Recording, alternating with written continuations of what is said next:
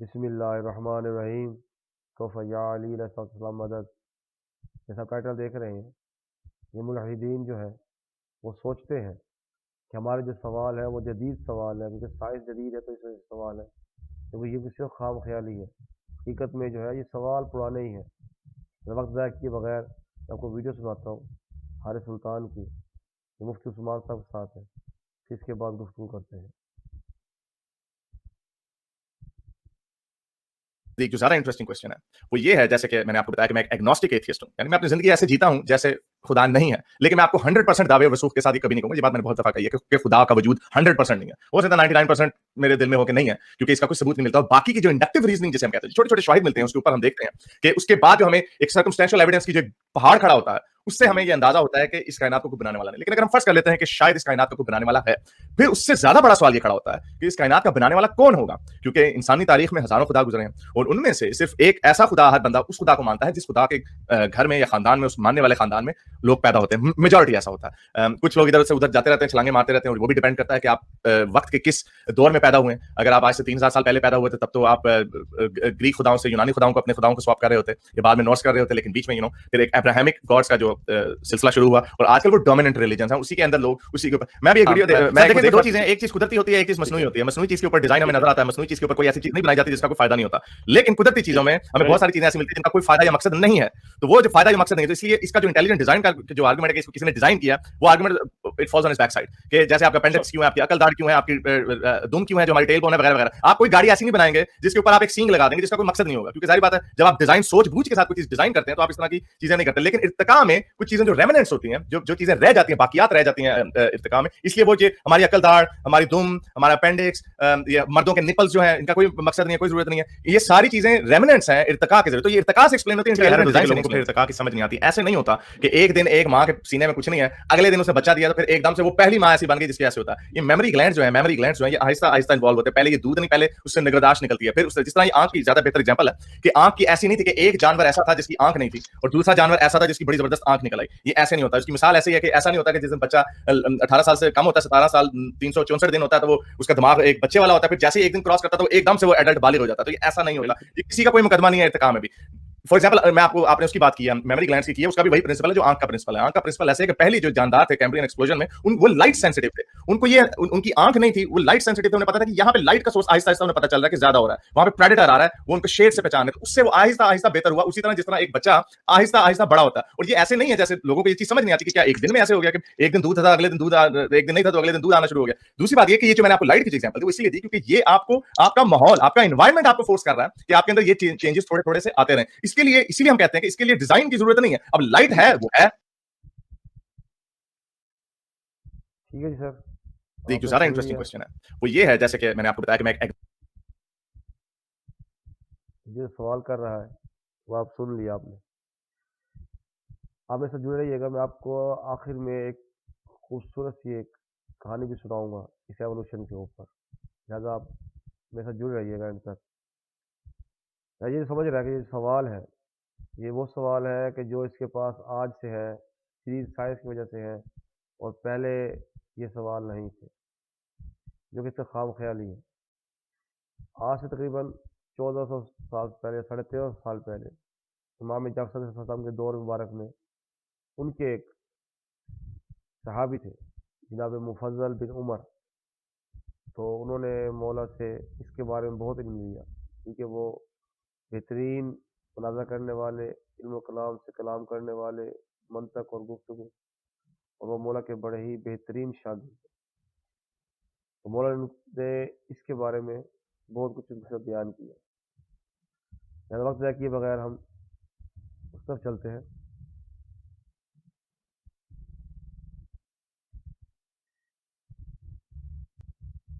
یہ امام صاحب سے اس کی گفتگو کا پس منظر بتا رہا ہے. محمد بن سنان روایت کرتے ہیں کہ مجھ سے مفضل بن عمر نے بیان کیا، میں ایک روز نماز عصر کے بعد مسجد نبی کی میں جناب رسول مقبول صلی اللہ علیہ وسلم کے روزے کے قریب قبر کے مبارک کے ساتھ اور ممبر کے درمیان بیٹھا ہوا تھا. اس بات پر غور کر رہا تھا کہ پروردگار عالم نے ہمارے سید و سردار حضرت محمد مصطفیٰ صلی اللہ علیہ وسلم کو کیا کیا شرف فضائل عطا فرمائے جنہیں امت کے تمام لوگ نہیں جانتے تھے. آپ صلی اللہ علیہ وسلم کی باسط کا مقصد قاصد لا علم ہے، زیادہ تر لوگ آپ صلی اللہ علیہ وسلم کے فضل و کمال و منزلت و مراتب اور آپ سے بدترین مراتب سے بھی آج بھی ناواقف ہے۔ ابھی میں یہ سوچ ہی رہا تھا کہ ایک دہریہ، یعنی کہ دہریہ کون؟ ملحد، جو کہ انکار الہ کرنے والے، جو اللہ کو نہیں مانتے، جس کا دہریہ جس کا نام ابن ابی اوجا تھا، یعنی کہ نبی کے دور میں بھی ملحد تھے۔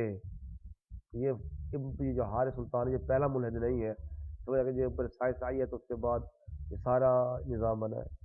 لہٰذا ابن ابی اوجا تھا، مسجد نبی میں داخل ہوا، مجھ سے ذرا سے فاصلے پر آ کر بیٹھ گیا۔ آپ یہ دیکھیں جی، اس دور میں دہریہ جو ہے اس سے کوئی جگہ سازی کرتا تھا، لوگ علم سے کلام سے بات کرتے تھے، اسی لیے مسجد نبی میں اس کا آنے کی اجازت تھی۔ اور یہ روایت خود بیان کر رہی ہے کہ ابن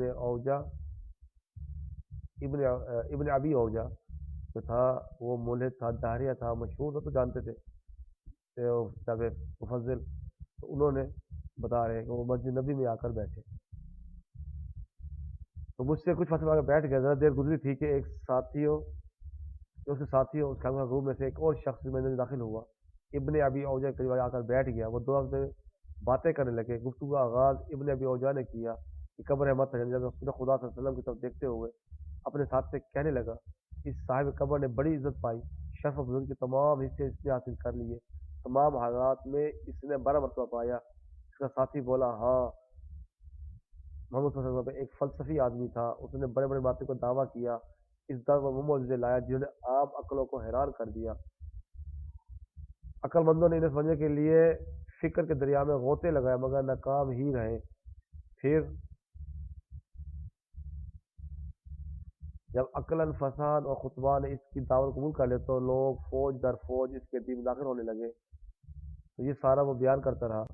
پھر ابن ابی اوجا نے کہا کہ محمد صلی اللہ علیہ وسلم کو چھوڑو، اس کے معاملے میں تو میری بھی عقل حیران ہے، میری فکر کو راستہ نہیں ملتا۔ اب میں اس پر سوچو، کس وجہ سے لوگ جوک در جوک محمد مصطفیٰ صلی اللہ علیہ وسلم کے دین میں داخل ہو رہے ہیں؟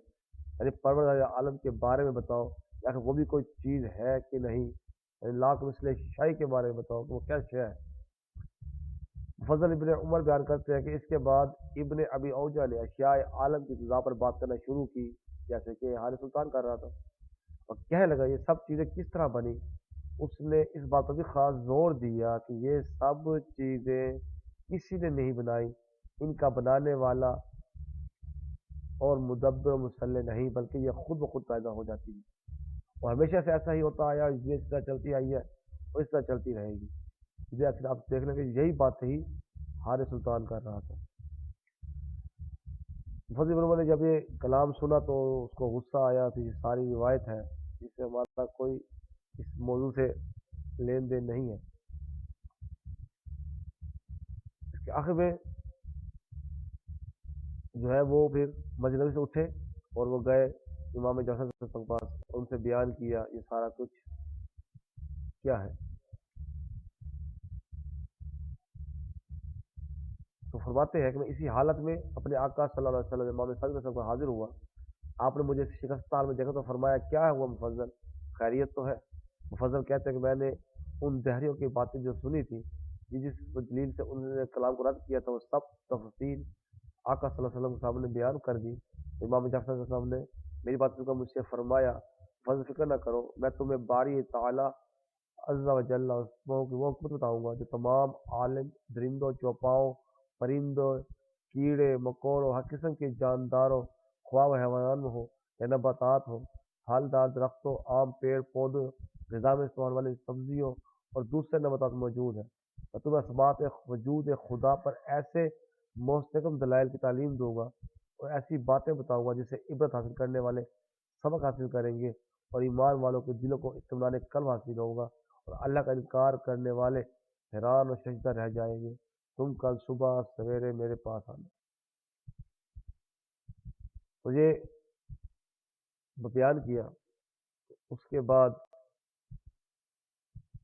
جب وہ اگلے دن پہنچے تو امام نے جو خطبہ ارشاد فرمایا شروع کیا، تو حمد و ثنا کے بعد مولا فرماتے ہیں، جو لوگ یہ سمجھتے ہیں کہ اس کائنات کو کوئی پیدا کرنے والا نہیں ہے اور یہ سب کچھ زمین و آسمان میں ہے، خود بخود پیدا ہو گیا ہے، تو دراصل یہ ان کی محدود عقل کا قصور ہے، جبکہ حقیقت اس کے برعکس ہے۔ یہ لوگ اپنی کم علمی اور کم عقلی کی وجہ سے مخلوقات کی پیدائش میں اور ہر ایک مخلوق سے دوسرے مخلوق کے درمیان موجود رشتے کو سمجھنے سے معذور ہے۔ یہ جو سائیکل ہے، اگر آپ غذائی چارٹ دیکھیں گے تو اس میں بھی آپ کو سائیکل ملے گا، ایک مخلوق کیسے دوسری مخلوق کے ساتھ رشتہ ہے۔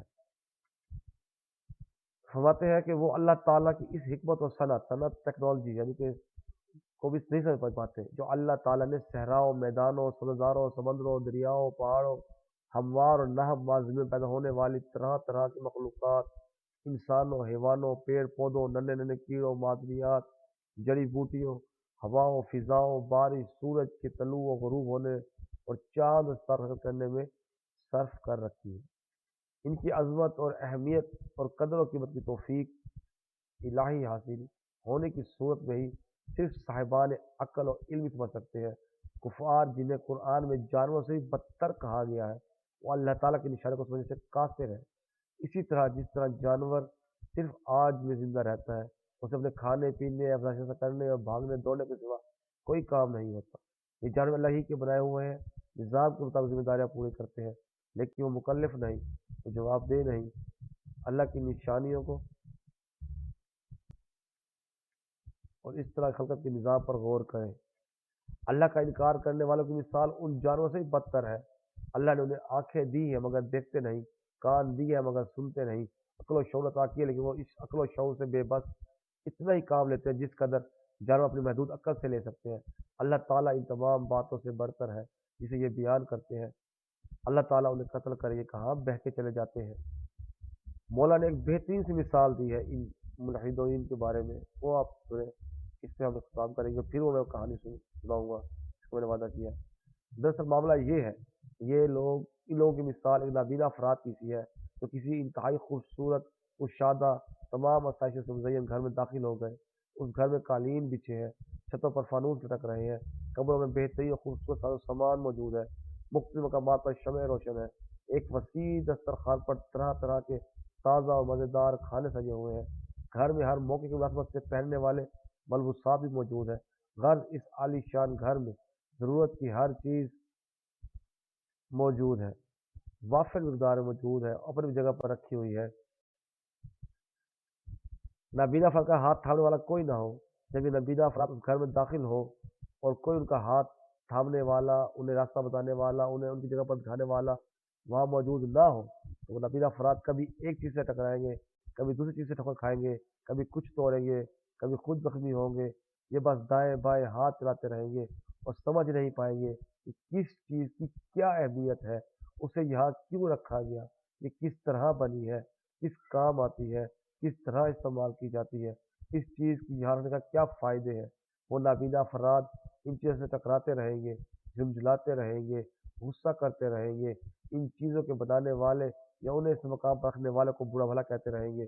بس یہی حال ان لوگوں کا ہے جو اللہ تعالیٰ کی خلاقیت، اس کی وحدانیت اور ربوبیت کا انکار کرتے ہیں، اس لیے کہ ان کے ذہن ان کی ضد کی وجہ سے اس دنیا میں موجود اللہ تعالیٰ کی پیدا کی ہوئی چیزوں کے اسباب، ان کی اہمیت، افادیت کو سمجھنے سے قاصر رہتا ہے۔ یہ لوگ اپنے جہل کے سبب ان اشیاء سے، ان خوبیوں سے حضور کو نہیں سمجھ پاتے۔ آپ نے سن لیا، آج سے 1300 سال پہلے بھی یہ دہریے تھے، ملحدین تھے، تو وہی سوال ہے کہ یہ دنیا خود سے بنی، اس کو والا کوئی نہیں، یہ کوئی مدبر نہیں، کوئی اسپیشل ڈیزائن نہیں، بغیر ڈیزائن کے ہی بن گیا۔ اس میں مولا کا ایک بڑا سا آگے جا کے خطبہ ہے، وہ بڑا کمال کا ہے، انشاءاللہ وہ آگے پیش کروں گا۔ اس میں مولا بے سوال اٹھایا ان ملحدین سے جس کے جواب نہ وہ دے سکے نہ آج تک یہ دے سکتے۔ اب جس کہانی کا میں نے آپ سے وعدہ کیا وہ کہانی یہ ہے، وہ ایوولوشن کے اوپر۔ دیکھیں، آج سے تقریباً 8 ملین ایئرز پہلے کامن ایفیسٹر تھے، تو انہوں نے سوچا کیوں نہ ہم کب تک بندر بنے رہیں گے، ہم بندر بنتے چلے آ رہے ہیں، بندر بنتے چلے آ رہے ہیں، کیوں نہ آپ تبدیلی لائے جائے۔ تو پھر انہوں نے جب تبدیلی کا سوچا تو انہوں نے سوچا کہ ہم میں سے کوئی ترقی کر کے انسان بنے، کیوں نہ ہم انسان بنے. تو ایسے جیسے ہم اب انسان ہے، کسی ایک بات میں متفق نہیں ہوتے، ہمارے گروپ بن جاتے ہیں، ہمارے فرقے بن جاتے ہیں. تو اس وقت بھی اپنے نیچر کے مطابق وہ بندر جو تھا، اس کے ساتھی جو تھے، دو فرقوں میں بٹ گئے. ایک نے کہا کہ نہیں جی ہم تو بندر کے بندر ہی رہیں گے، ہم نے ترقی نہیں کرنی. ایک نے کہا نہیں جی نہیں، ہم نے تو انسان بننا ہے، اور اس کے لیے چاہے ہمیں 8 لاکھ سال 8 ملین ایئر لگ جائیں، تو ہم تو بندر بن کر، ہم تو انسان بن کر رہیں گے. سوال یہ ہے کہ ان کے ذہن میں یہ خطا موجود تھا کہ انسان کیا ہوتا. چلے جی، تو انہوں نے سوچا، پھر یہاں گروپ بن گئے دو. ایک نے کہا ہم بندر کے بندر ہی رہیں گے، ایک نے کہا نہیں ہم انسان بنیں گے. تو پھر یہ چلتے چلتے چلتے چلتے 8 ملین ایئرس کے بعد یہ جو لوگ ہیں، جو دو گروپ تھے، ان میں سے ایک بندر کے بندر ہی رہے اور دوسرے ترقی کر کے انسان بن گئے. یہ کہانی اور بھی دلچسپ ہو جاتی ہے جب ہم اس کو مزید کھولتے ہیں. وہ دیکھیں گے، ایک سپر فیملی ہے جی، ہوملینڈ آئیڈیا. انہوں نے سوچا کیوں نہ ہم تبدیل ہو، ہم انسان بنے، کیونکہ انسان بننے میں بڑے فائدے تھے شاید ان کو. اس لیے انہوں نے کہا جی ہمیں چاہے 8 ملین ایئر لگ جائے، کوئی مسئلہ نہیں، ہم نے کوشش کرنی ہے. لیکن پھر وہی تفرقے بازی ہوئی. یہاں سے دو تفرقے بن گئے، دو فرقے بن گئے، دو قومیں بن گئی، جس کو فیملی کے طور پہ دکھایا گیا ہے تصویر میں. ٹھیک ہے سر. تو جو ہائیڈروبیٹیڈ تھے اگر ہم تو اب بندر کے بندر ہی رہیں گے، تو وہ بندر بن کے ان آج تک وہ ویسے ہی ہیں، لمبے بازو والے. ٹھیک ہے جی. لیکن جو دوسرے لوگ ہیں ہومن آئیڈیا کے، انہوں نے کہا جی ہم تو انسان بنے کی دو میں لگ جائیں گے. تو وہ آگے فیملی جو بنی ان کی ہومن آئیڈیا بنی. تو یہاں پھر یہاں پہ جھگڑا فساد ہو گیا جی. نہیں جی نہیں، ہم نے تھک گئے انسان بنتے بنتے، ابھی ہم انسان نہیں بنتے، ہم بندر کے بندر ہی رہیں گے. تو پھر وہ اس گروپ سے الگ ہوئے اور سب فیملی میں بنائی، جس میں پونوجینی ہے، اور آگے جا کے پونگو سے پھر وہ بندر کے بندر ہی رہے، جو آج تک نہیں بدلے، وہ آج ہی بندر کے بندر ہی ہیں. ہومینی آئیڈیا سے آگے جب ہومینی بنیا، جو سب فیملی تھی، تو وہاں جا کر پھر دو فرقے بن گئے. ایک نے کہا نہیں ہم تھک گئے ہیں انسان بنتے بنتے، ہم تو بندر کے بندر ہی رہیں گے. اور اس میں اتنے غصہ اور جنجال آ چکی تھی، جو اس سے آگے جو پھر دو گروپ بنے. ایک گورینی بنی جسے گوریلا ہے، جو آج تک بندر کے بندر ہی ہے، وہ گوریلا ہے. اور جو سے آگے بننے وہ ہومنین تھے، جو انہوں نے انسان بننے کی دو میں کوشش کی تھی.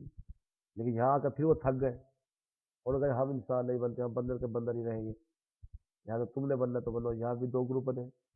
ایک گروپ ہومو بنا جو آگے جا کے ہومن بن گئے، اور ایک گروپ جو ہے پین بنا، وہ آگے بومبو اور چیمپینزی بن گئے. لہٰذا دیکھ لیں جی، یہ سارا چکر چلا اور یہاں لڑائی جھگڑے ہوتے رہے، گروپ بندی ہوتی رہی، اور آخرکار ایک چلنے والا چکر انسان بنا. اور مزے کی بات یہ ہے کہ جب وہ اس انسان بن رہے تھے، کمپلیکیٹڈ ہو رہے تھے، یعنی کہ مزید ذہین ہو رہے تھے اور ٹول استعمال کرنے کے قابل ہو رہے تھے، ہاتھوں کی بناوٹ سب کچھ بدل رہا تھا. اس دوران ہمیں مزید چیزیں چاہیے تھی. اس دوران الٹا یہ ہوا کہ ہمارے 2 کروموسوم ہی کم ہو گئے. اب جو بندر ہے ان میں 48 کروموسوم یعنی 24 پیئر ہے، 24 پیئر آف کروموسوم، اور جو انسان ہے 23 پیئر آف کروموسوم. سوچئے گا یہ آخر یہ آئیڈیا جو تھا سب سے پہلے سپر فیملی کے پاس کہاں سے آیا کہ انسان کیسا ہوتا. اللہم صلی علی محمد و آل محمد.